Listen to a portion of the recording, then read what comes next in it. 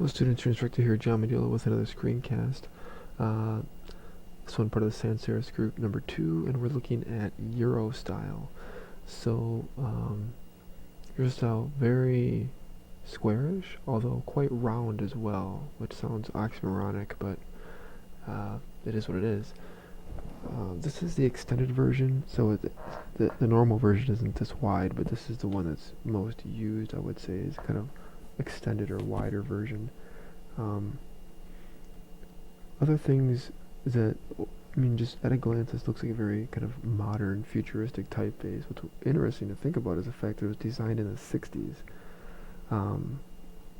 to look modern and futuristic and crisp and clean and all that, and it still looks futuristic today, even if it's somewhat like retro, throwback-ish futuristic, which sounds weird. But anyway, looking at the letter forms, again, it's very kind of square and wide, but look how curvy the S still is, the M, the E is very curvy, the C is very curvy, even this giant hook on the T is very curvy, and it lines up with this oversized crossbar on the T. The A is quite wide, the M is even wider, and you can see that it's almost elegant in the way that, like it's kind of curviness, but thinness kind of loops all the way around.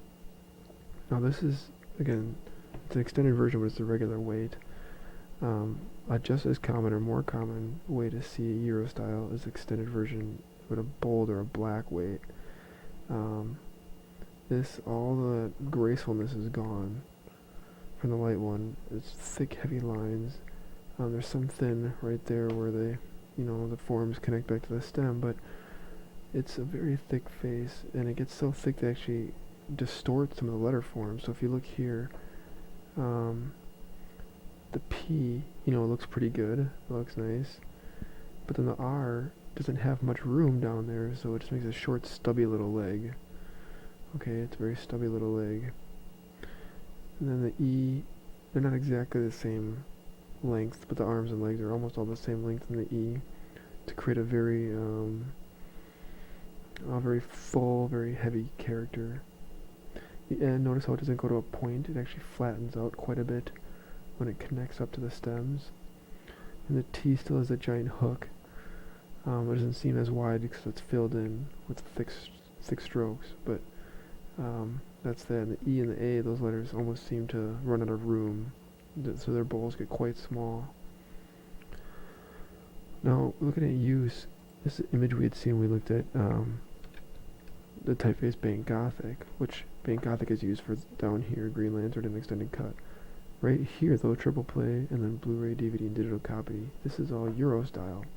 Again, you can tell by the round forms, a stubby little leg, the arms and legs that are almost the exact same length, and just a general curviness to the P and the R that Bank Gothic down here doesn't have. You can also see that curviness in the C and the G and things like that. So it's odd to have these two typefaces, which are so similar to each other, right next to each other in the same design, but they're both used in similar ways, kind of like the futuristic, manly, science fiction kind of look. And there's actually a whole typeface, a whole website that a gentleman had made, kind of in humor, and it is Eurostyle versus Bank Gothic. And you can see right here, Eurostyle, the round, smooth forms, Bank Gothic, the sharp, angular, saber-toothed forms. And there's different examples here of anytime there's like a sci-fi or kind of futuristic adventure movie, one of these two typefaces is probably going to be there. Even a Disney product, G-Force, uses it to kind of seem futuristic and stuff like that. So you can just search Eurostyle versus Bank Gothic. Go to this fun site. It's fun to kind of click through the images and see different things from the movies. Kind of quiz yourself on, am I looking at Bank Gothic or am I looking at Eurostyle? So while those two are very similar, Eurostyle's rounded, Bank Gothic's sharp and angular, there's another typeface that's been invented. It's called Orbitron, which sounds just as robotic as ever, and it's designed to be an alternative to either of those, because they're pretty overused in that category. So Orbitron kind of takes the best of both worlds and makes a brand new font. That's all I got. Goodbye.